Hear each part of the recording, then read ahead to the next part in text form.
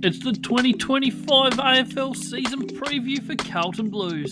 How will they go this year? Stick around and find out.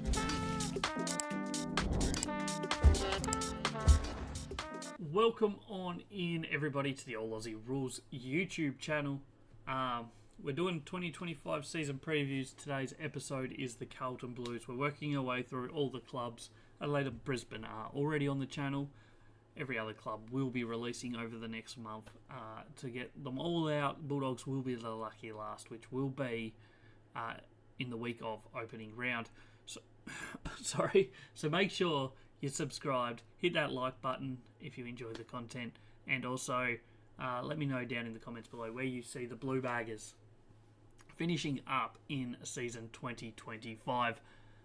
As with all the previews, we're going to have a look at their recent seasons, where they've kind of been going, how they've been going the last few years.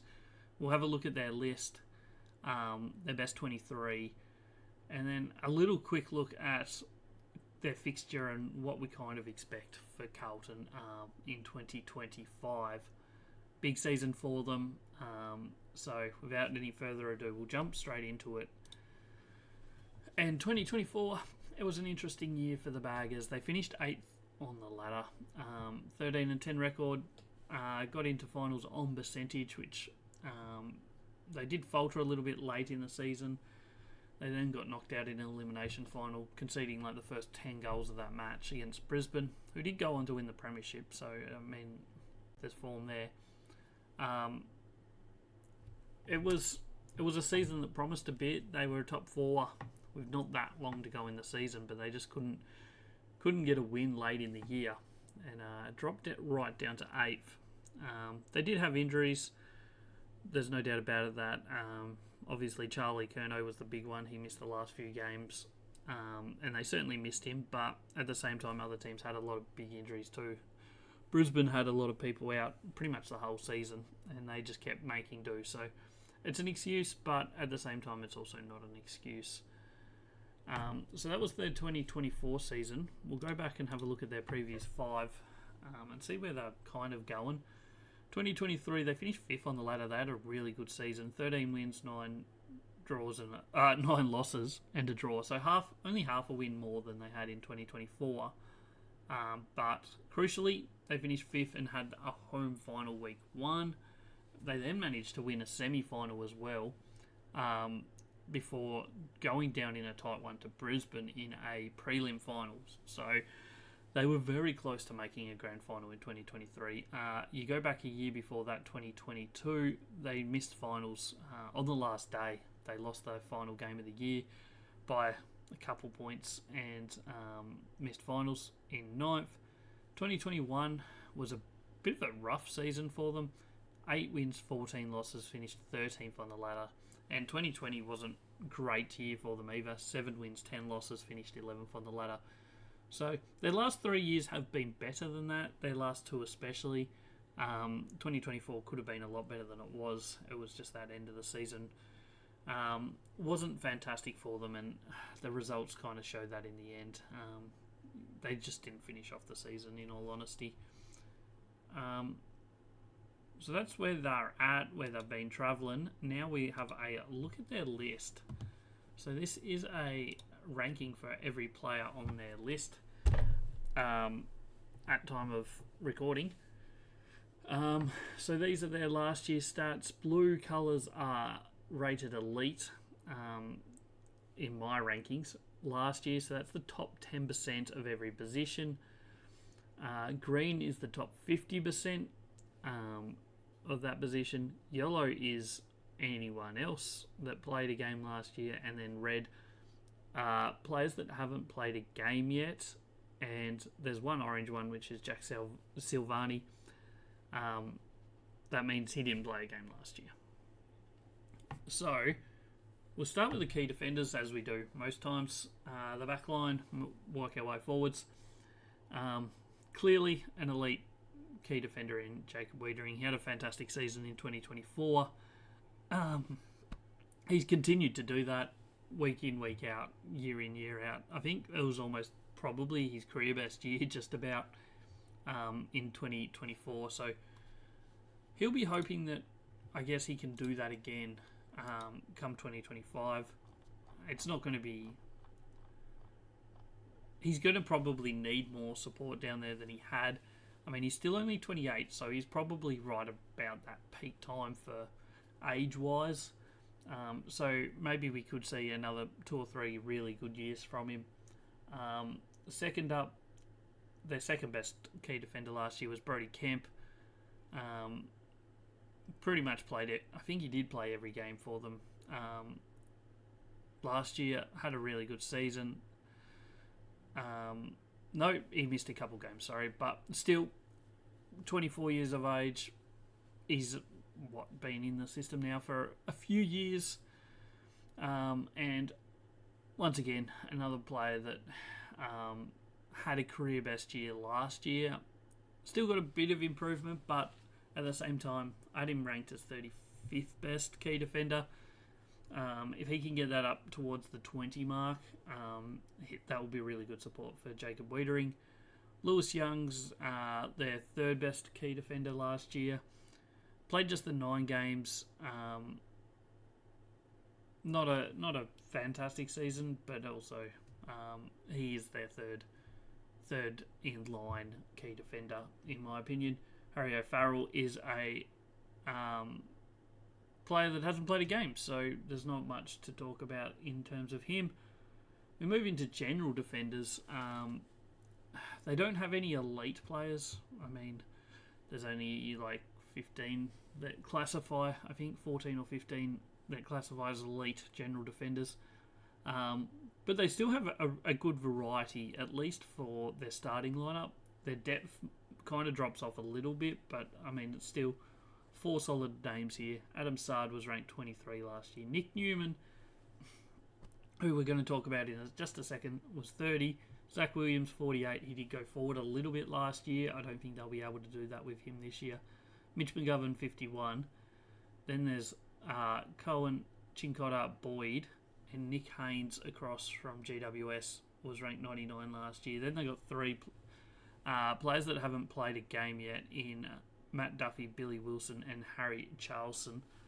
They're going to have an interesting dilemma on their hands, I guess, in the fact that Nick Newman is out for the season. And how do they cover that for 2025?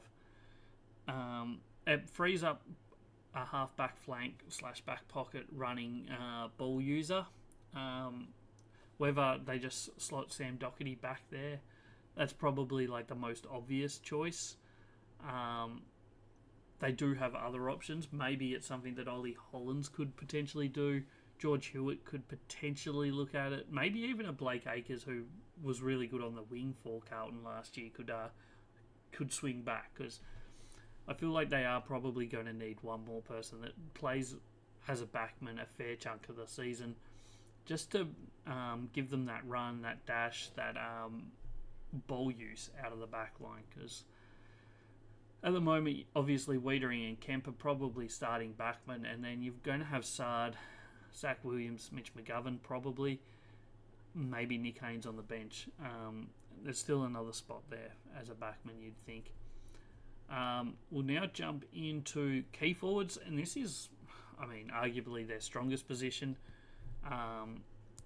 Been for the last probably 4 or 5 years the most dangerous tall forward lineup in the competition, and potentially still will be. Fremantle are putting in a bit of a challenge at the moment for that, but at the moment these two still hold that number one tall forward duo in Charlie Curnow, Harry Mackay. Obviously, Curnow did miss the end of last year. He's had a bit of a delayed start to 2025 as well. I wouldn't expect him to miss any games. I would imagine he will be there for their first match for the season. But it is just something worth noting that maybe he won't be at 100% fitness and ready to go in round 1, but we'll wait and see. Harry Mackay, he was 8th best key forward last year. It was probably his best year since he won the Coleman. His kicking was straighter for sure last year, so that was definitely an improvement. He's a couple of years before that had really struggled in front of goals. Jack Silvani didn't play at all last year. I think he's clearly not going to get many opportunities. I wouldn't imagine. Obviously, if one of those top two goes down, then it does kind of open a spot for it all. They don't have the most depth in the tall bracket of the field. They have 3 ruckmen, 4 key forwards and 4 key defenders. Other teams have a lot more variety in those positions, but they've still got big bodies elsewhere that play other positions, I guess. But yeah, so he's third. Harry Lemmy, I don't think we'll see much of this year. We move to the general forwards, and Elijah Hollands is just sneaking into the elite bracket. So he'll be looking for another really good season come 2025. Last year was a solid year for him. Wasn't anything hugely outstanding, but he did just sneak into that elite range. Only 17 goals, so he'll probably need more. He did play a lot of midfielder time as well, so that kind of helped his rating. Lockie Fogarty was 43rd best small forward. Matty Cottrell 71. All solid. And then you're kind of going down into the depths a little bit with Fantasia, Durden, Motlop, and more. You won't be wanting to see too much use out of them. Obviously, they do have a lot more depth in their midfield, so their midfielders will be playing a lot of midfield/forward time, I would imagine. And then Rob Monahan, you won't be seeing much of this year, if at all. Midfielders, obviously, number 1. Paddy Cripps, Brownlow medalist from last year, outstanding season, outstanding career, outstanding player. He's always elite. Last year was a much better year than the year before. The year before wasn't bad, but last year was outstanding, there's no doubt about it. Certainly one of the top few midfielders in the competition. He's always in there where he's always fighting, and when he's in the game, there's always a chance that they're going to win because he just keeps fighting. Sam Walsh, 23 last year. I think we see that potentially go up. He is someone else that could be in that elite group, in my opinion. Sam Doherty only played less than half of the first game of the year. Then missed the whole season until their elimination final. In which he didn't do anything too outstanding. So he technically ranked 157 last year, but you kind of just ignore that. As we said, will he be playing midfield, or will they chuck him on that halfback flank to fill that role of Nick Newman? We'll wait and see, but he's someone that will definitely be rated higher than that, provided he stays free of injuries in 2025. George Hewitt, 36th. Blake Acres was really good on the wing last year. Then there's Sarah, Ollie Hollands, Cooper Lord, and Jackson Binns. As people that played last year, there's still 5 really solid midfielders. Adam Sarah's solid. Some of the others have the potential to be good. They're just young midfielders that are coming through, so we'll see how they develop. Then they've got 3 rookies that they drafted this year. Jager Smith, they obviously traded up to get him with the number 3 draft pick in the draft last year. He'll be ready to go from game 1. Unless he has any setbacks during pre-season, I would imagine you'll see him released very early in the season. He's a big ball winner. He's someone that quite easily could average 25 plus touches a game as a first-year player, especially in this midfield. He'll fit in really well, I think, with Paddy Cripps and Sam Walsh. They're the more the in and under. He's the run and carry. So we'll see how that goes, but expect to see him. The 2 Camporelli brothers, I don't think we'll see too much of them come 2025. They may sneak into the team at some point, depending on injuries, but I wouldn't expect to see too much of them this year.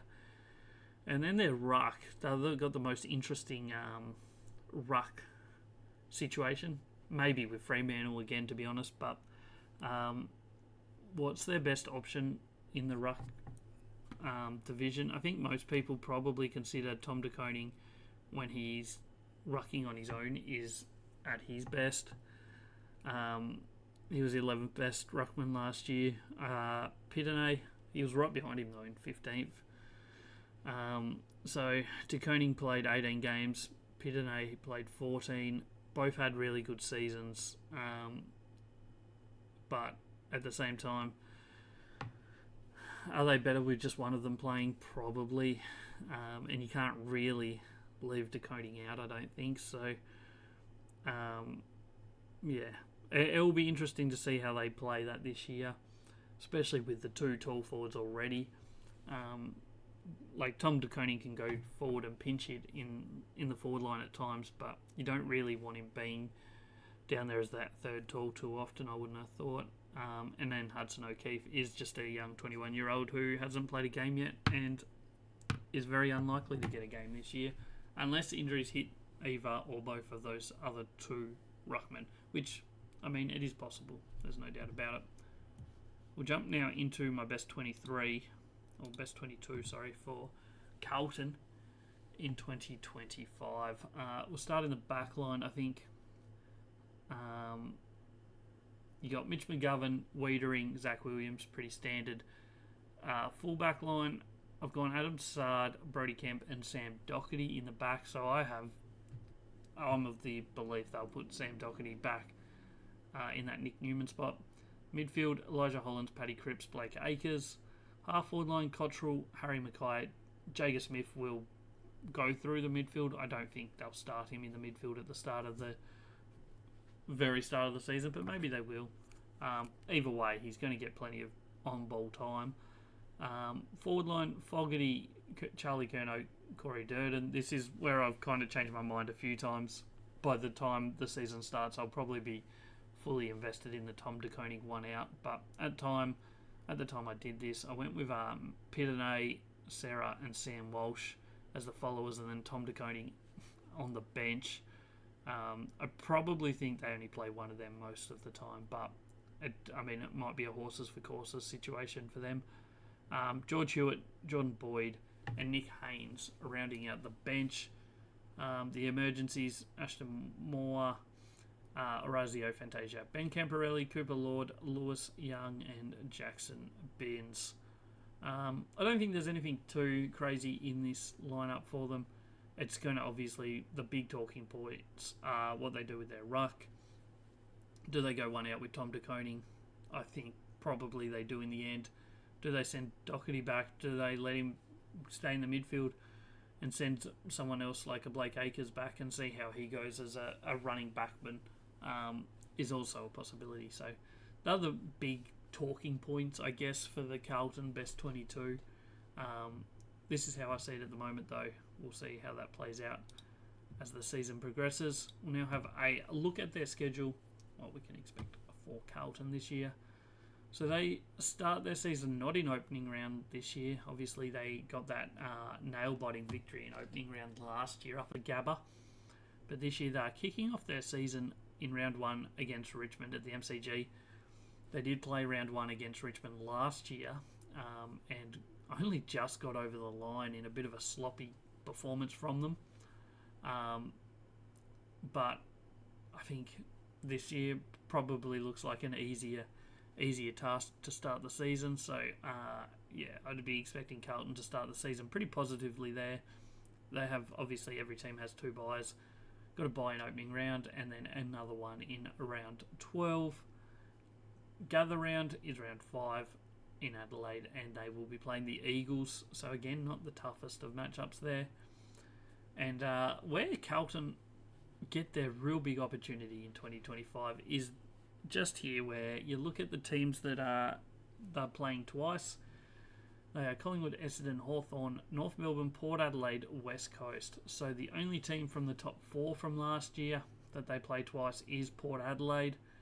And there's only one other team that played finals that they played twice, and that's Hawthorn. So Hawthorn, Port Adelaide, and then every other team they played twice did not make finals. So there was Collingwood in 9th, Essendon were about 12th or 13th, somewhere around there by the end of the year. And then North Melbourne and West Coast, they get both of them twice, who finished 16th and 17th on the ladder in 2024.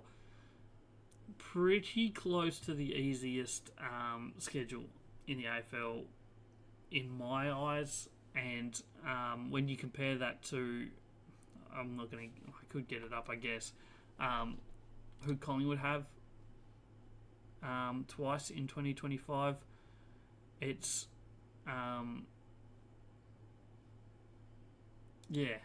it's crazy that there's so much difference between them when they finished 8th and 9th on the ladder, and Carlton actually finished obviously one position higher than Collingwood. But I guess that's kind of how it goes. Like, it's not a perfect system. Never has been, probably never will be. But like Collingwood, for example, the teams they play twice: Adelaide, Brisbane, Carlton, Fremantle, Hawthorn, Melbourne. So they get Brisbane, who are obviously the reigning premiers, twice, and then they get Carlton and Hawthorn, who both played finals. So they play 3 finals teams twice, including the premiership team, whereas Carlton only play the 2. So interesting in a way, but that's one of the random things in the scheduling, I guess. So yeah, Carlton get a little bit of help there, I think. I mean, you still got to win the games. It's not going to be easy. The competition was tight last year. I can see it being that way again this year. What do we think for Carlton in 2025? Pardon me. It's hard to say that they won't be playing finals, and you'd have to say that they're going to be right up there. They don't really have any excuses. Obviously, injuries could happen. Same with every team. But in a perfect run, like with injury-wise, they have to be top 4, you'd think. Based on their list, based on their schedule, they need to be competing in finals, and certainly high up in the finals, I think. They're a team that has just been around the bottom end of the finals for the last few years. Obviously, 2023 they did make a prelim, but they need to take that next step. They can't just keep finishing 8th or 10th to 5th. Like, at some point you've got to take that next step. Will that be 2025? It should be, in all honesty. They have the list. They have all the makings. Obviously, Nick Newman already going down for the season has hurt that prospect. But at the same time, they're going to get every opportunity in my mind. So jump in the comments. Let me know what you think. Whether Carlton do break the hoodoo this year and finish top 4, go on to a grand final, maybe even win a premiership. Who knows? They certainly will be one of the teams that has a better prospect of doing that, I think, in 2025. But it will be a tight season and a tight competition. So we'll see how that plays out. Don't forget to like the video. All the interactions help. Hit that subscribe button. Something like 90% of my view time is by non-subscribers, so you might as well subscribe. It's free. I appreciate you for watching. If you're still watching, don't forget to check out some of the other ones. We also do a podcast 2 times a week, once a week at the moment, but very soon we'll be going to 2 episodes a week. So go check them out. They go on YouTube, Spotify, Apple Podcasts. Plenty of TikTok content. Check it all out. I appreciate you for being here. Blue Baggers, are they the real deal? Let me know. Catch us on the next one.